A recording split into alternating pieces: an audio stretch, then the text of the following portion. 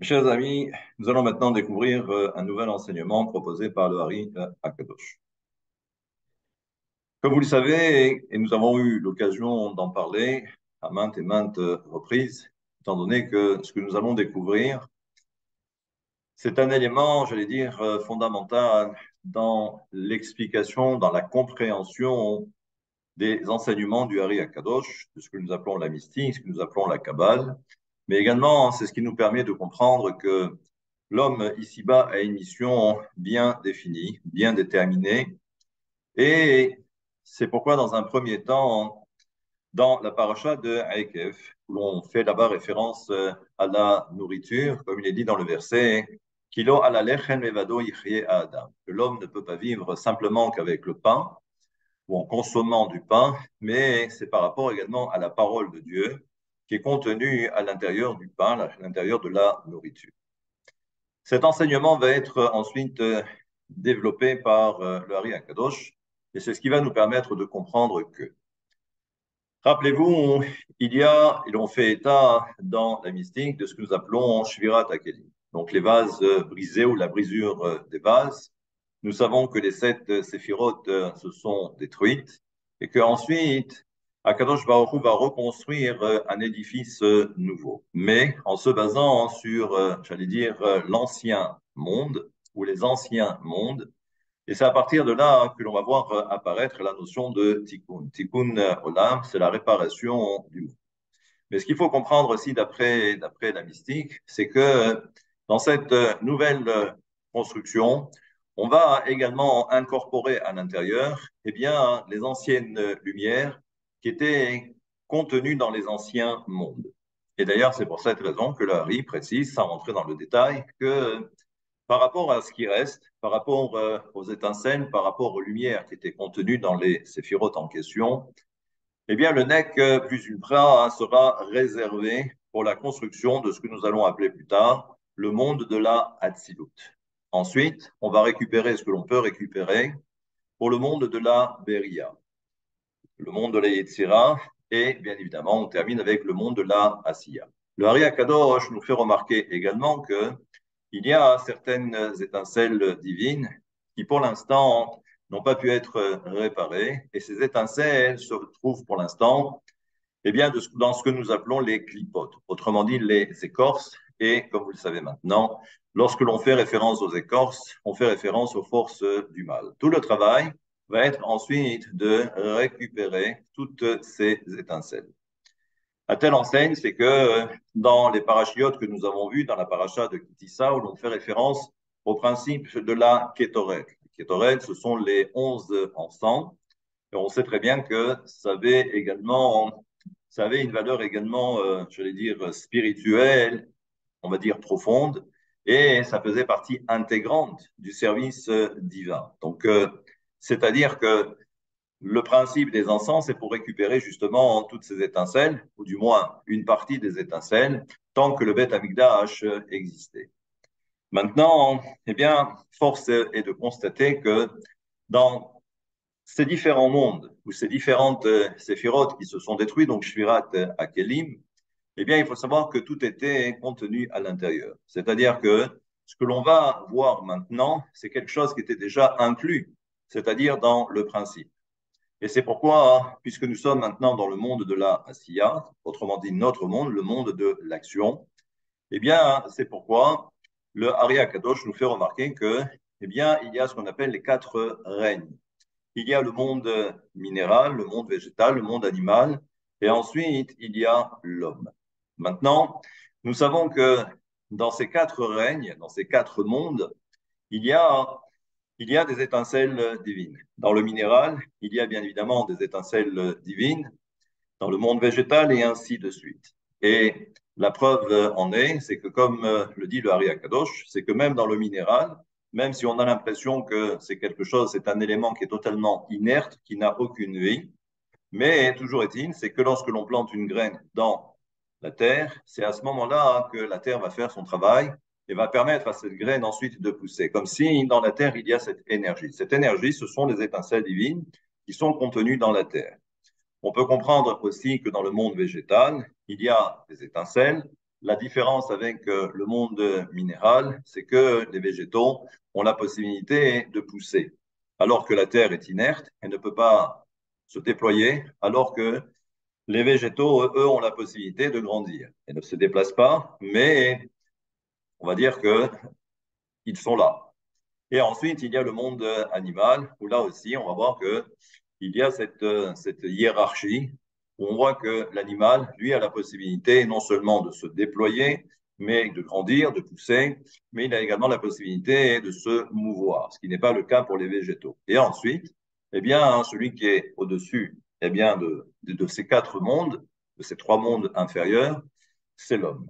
Et l'homme, lui, a la possibilité maintenant de faire le nécessaire pour, en quelque sorte, réparer le monde de la Asiya et récupérer toutes les étincelles divines. À telle enseigne, ce n'est que lorsque l'on aura récupéré toutes ces étincelles divines qui sont contenues dans la Klippa que viendra Mashiach. À ce moment-là, comme nous le disons assez souvent, Billah Amavet la Netzach, que la mort eh bien, disparaîtra. La mort qui est associée, bien évidemment, à la faute d'Adam Arishon, parce que ça a été la conséquence. On va voir que, malheureusement, une grande partie de ces étincelles proviennent également de la faute d'Adam Arishon.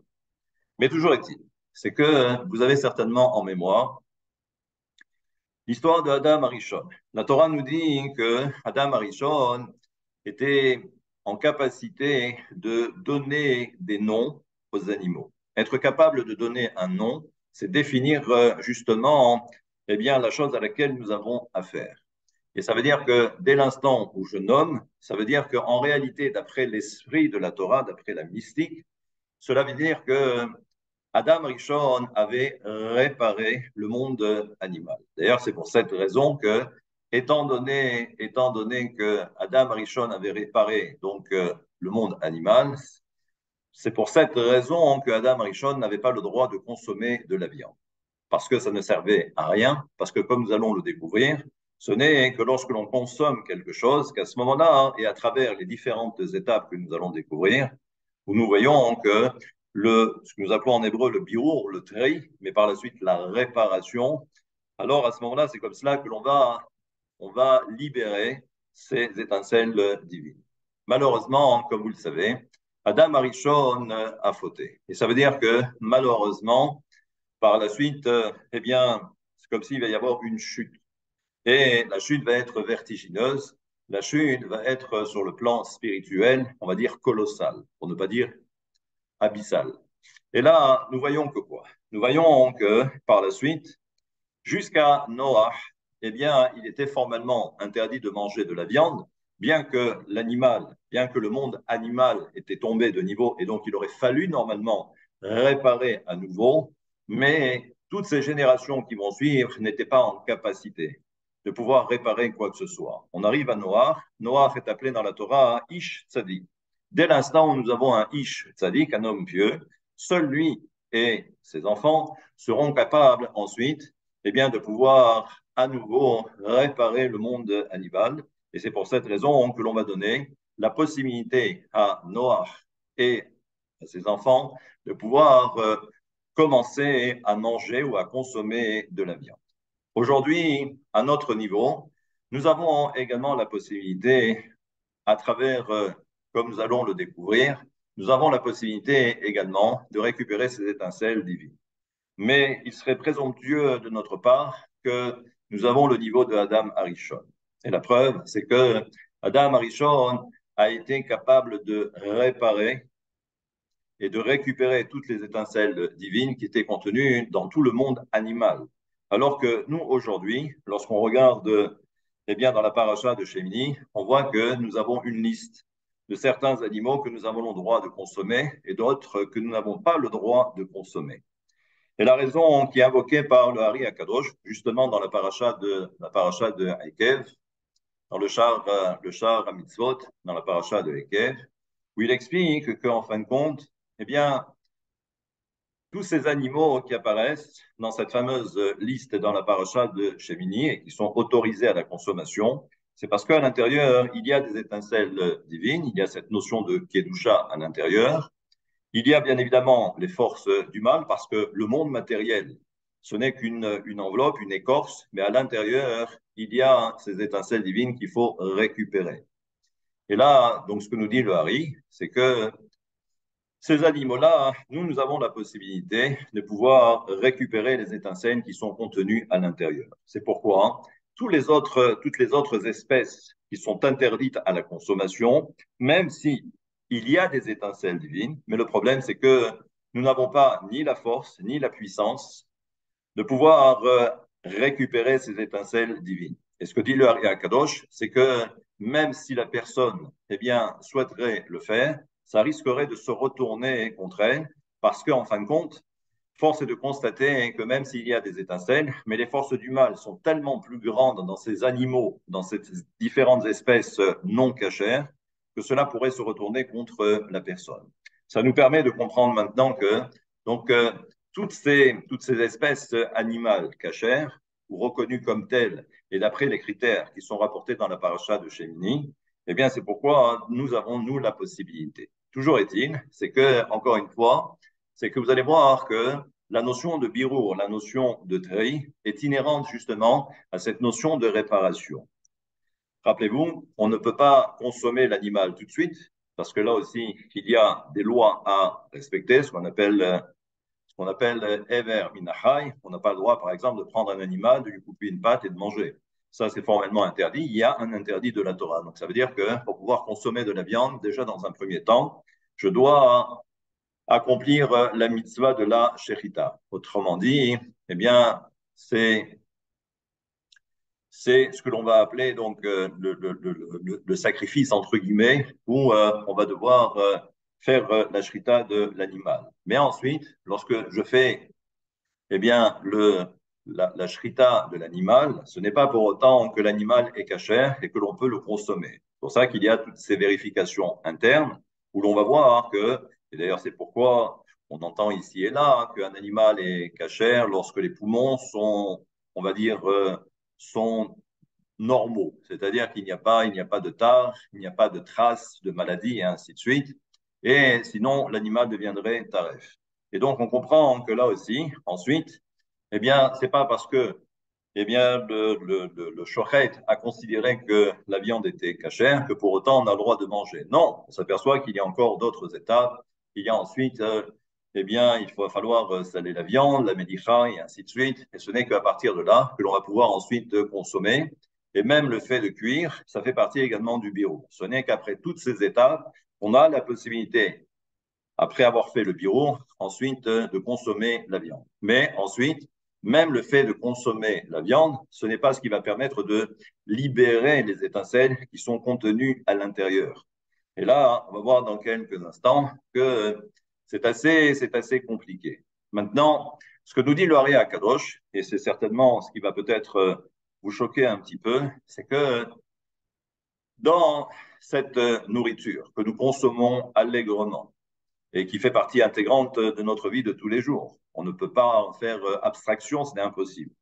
Maintenant, il faut savoir, d'après ce que dit le Hari Akadosh, c'est que également dans certains aliments, il y a également des âmes réincarnées. C'est le principe de la réincarnation et ça veut dire que il y a des âmes qui, malheureusement, de leur vivant, ont commis des erreurs. Et la seule réparation, eh bien, c'est de se retrouver eh bien, dans ces différents mondes. Le monde minéral, le monde végétal, le monde animal. Donc, ça veut dire que nous avons une double réparation. Nous avons la réparation qui consiste à récupérer les étincelles, mais il faut également réparer les âmes qui sont contenues à l'intérieur. Ce que dit le Hari Akadosh, c'est que généralement, toutes ces âmes qui sont réincarnées dans la nourriture, ce sont des âmes qui ont commis de grandes fautes. Plus la faute est grande, et plus on descend de niveau. C'est-à-dire que si on a commis, on va dire, des fautes qui sont acceptables, la personne va se réincarner que dans le monde animal. Et la raison est simple, c'est qu'ensuite, on s'aperçoit que par rapport à cette hiérarchie, lorsque l'homme va consommer cette viande, tout de suite, eh bien, elle va être ingérée par l'homme, il va libérer cette âme, et ainsi de suite. On sait très bien que l'âme en question va pouvoir se réincarner à nouveau en tant qu'homme. Ça, c'est si ça se passe bien. Maintenant, si les âmes sont réincarnées dans le végétal, ça veut dire que l'on est descendu de niveau, mais ensuite, ça voudrait dire que lorsque la personne va consommer, il faut également qu'elle ait quelle est cette puissance, j'allais dire, spirituelle pour pouvoir réparer également toutes les âmes qui sont contenues dans ce monde inférieur qui est le monde végétal. Alors, je ne parle même pas du monde minéral, parce que là, c'est quasiment impossible. D'ailleurs, il y a beaucoup d'exemples comme cela dans la tradition, où l'on voit que, eh bien, normalement, la seule chose où on serait peut-être en capacité de réparer et de récupérer les étincelles et de réparer les âmes en question, ça serait la viande. Simplement, ce que nous dit le Harakadosh, et là, ce n'est plus de la mystique, c'est rapporté dans le Talmud, où il est dit que le Hamaretz, le non-érudit, n'a pas le droit de consommer de la viande en semaine, il peut le faire que le Shabbat. Et la raison est très simple, c'est que, étant donné qu'il ne possède pas, j'allais dire, toute cette connaissance, cette puissance spirituelle, il ne pourra rien réparer. Et le problème, c'est que s'il s'agit d'une âme réincarnée à l'intérieur, généralement, et si ça se passe bien, il s'agit d'une âme réincarnée ou il s'agit d'un rachat, par exemple, un mécréant, mais des fois, il s'agit d'un rachat gamour, un vrai mécréant. Et ben, le problème, c'est que si on n'a pas été capable de réparer cette âme, eh bien, ce que dit le Hari Kadosh, c'est que l'âme en question, on peut se retourner contre la personne de différentes façons. Soit, malheureusement, la personne peut dévier parce que l'âme en question, c'était un rachat, c'était un mécréant, et on peut imaginer que dans une vie antérieure, elle a eu un comportement un petit peu dissolu. Et donc, elle risque d'influer ensuite sur le comportement de celui qui l'a consommé. Et parfois, ça va même beaucoup plus loin. C'est que parfois, eh bien, on peut arriver à des situations extrêmes où la maladie intervient sans même qu'on comprenne pourquoi et il n'y a pas de guérison possible. Donc, vous voyez que c'est pas aussi simple que cela. Maintenant, c'est pourquoi il est préférable de manger, pour ceux qui aiment la viande, c'est de manger que le Shabbat, pour faire honneur au Shabbat, également pour la fête, et en espérant que, grâce au principe de l'âme supplémentaire que nous recevons à Shabbat, eh bien, nous espérons que cette âme supplémentaire nous permettra de réparer et également de récupérer toutes les étincelles divines. Cet enseignement, ça nous permet également de comprendre que dans le Talmud, on fait état, on raconte l'histoire de l'âne de Rabbi Pinchas ben Yair. Rabbi Pinchas ben Yair, c'était le beau-père de Rabbi Shimon bar Yochai. Et on nous dit que l'âme de Rabbi Pinchas ben Yair était un âne exceptionnel qui avait des connaissances. Vous allez dire, pour un âne, c'est assez surprenant, mais oui, mais le Talmud en parle. En réalité, ce qu'il faut comprendre, c'est que l'âne de Rabbi Pinchas ben Yair, comme le dit le Hari, c'est que cet âne avait atteint le niveau le plus élevé que l'animal puisse atteindre. C'est-à-dire que c'est l'animal qui avait été réparé en quelque sorte par Adam Arishon. Et à partir de là, on comprend. Si déjà un âne est capable de réfléchir et de faire la distinction entre si la personne a fait le prélèvement de la dîme ou pas, ça aussi, ça paraît surprenant. Mais parce que justement, l'âne en question était particulier. D'ailleurs, c'est pourquoi les Chachamim diront dans le Talmud que si nous, les hommes, notre génération, si nous sommes comparés à des ânes, on n'est même pas comparé à l'âne de Rabbi Pinchas ben Yair. À nous à comprendre donc quel était le niveau de Adam Arishon avant la faute. Donc, tous ces enseignants pour nous permettre à nous de comprendre que la nourriture, c'est un élément qui est, encore une fois, fondamental. Et c'est pour cette raison que le Hari Akadosh est toujours dans cette paracha de Ekev, où on parle de ce fameux pain à l'intérieur de laquelle il y a la parole divine. Eh bien, il faut savoir que la seule libération des étincelles divines ou la réparation également des âmes, ce n'est normalement sur le papier que celui qui maîtrise la mystique. C'est-à-dire que lorsque je mange, si je mange simplement pour manger, alors à ce moment-là, je suis au même niveau que l'animal. Mais vous comprendrez que dans la mystique, on fait état de ce qu'on appelle les 32 dents, les 32 dents qui font référence aux 32 dents de la sagesse, ce qu'on appelle les lamedbet netivot, et nous savons que tout le birou, on ne peut se faire que par rapport à la sphira de Chokhmah. Et c'est pourquoi, lorsque l'on va ensuite mastiquer les aliments, même dans la mastication d'un aliment, il y a également des kavanotes à avoir. Et ce n'est que lorsque l'on maîtrise également toutes ces kavanotes qu'on aurait peut-être la possibilité de récupérer toutes ces étincelles divines. Je n'en rentrerai pas dans le détail, mais c'est quelque chose qu'on avait déjà abordé il y a très longtemps. Donc, vous voyez que tout le principe, c'est justement de récupérer toutes ces étincelles divines. Ce qui est valable aujourd'hui, c'est valable, du moins, ce qui est valable aujourd'hui, c'est ce qui nous permet de comprendre, en fait, quelle était la fonction du Beth Amikdash. Nous savons que il n'y a plus de misbéach, il n'y a plus d'autel, mais nous savons que la table de la maison est appelée également un misbéach. Et là, on peut tout de suite faire la relation, parce que sur une table, il y a les aliments, mais ça veut dire que tout le travail lorsque l'on mange, c'est de récupérer toutes les étincelles divines. Eh bien, dans le temple de Jérusalem, le misbéach en quelque sorte, eh bien, à chaque fois qu'il y avait des sacrifices, nous savons qu'on récupérait les quatre mondes et on faisait la réparation des quatre mondes. Et c'est comme cela que l'on réussissait à élever, j'allais dire, toute la création. C'est ce que l'on appelle généralement être capable de sacraliser la matière. Eh bien, c'est quelque chose qui se faisait tous les jours dans le Beth Amikdash. Donc, vous voyez hein, que la nourriture, c'est pas quelque chose que l'on peut prendre à la légère, et c'est quelque chose qui permet ensuite à l'homme de pouvoir également s'élever. Comme si, en fin de compte, l'homme avait la possibilité, même à travers la matière, mais en étant capable de récupérer toutes ces étincelles divines, comme si ces étincelles divines allaient ensuite permettre à un niveau supérieur d'atteindre leur source originelle, et ensuite, par voie de conséquence, eh bien, il y a une lumière qui descend, et c'est comme cela que l'on reçoit eh bien, un influx de lumière particulier. Eh bien, voilà quelques enseignements proposés ici par le Harry. Et on verra la suite la prochaine fois sur le monde des forces du mal. Et là aussi, vous verrez que c'est un monde assez particulier. Shabbat shalom.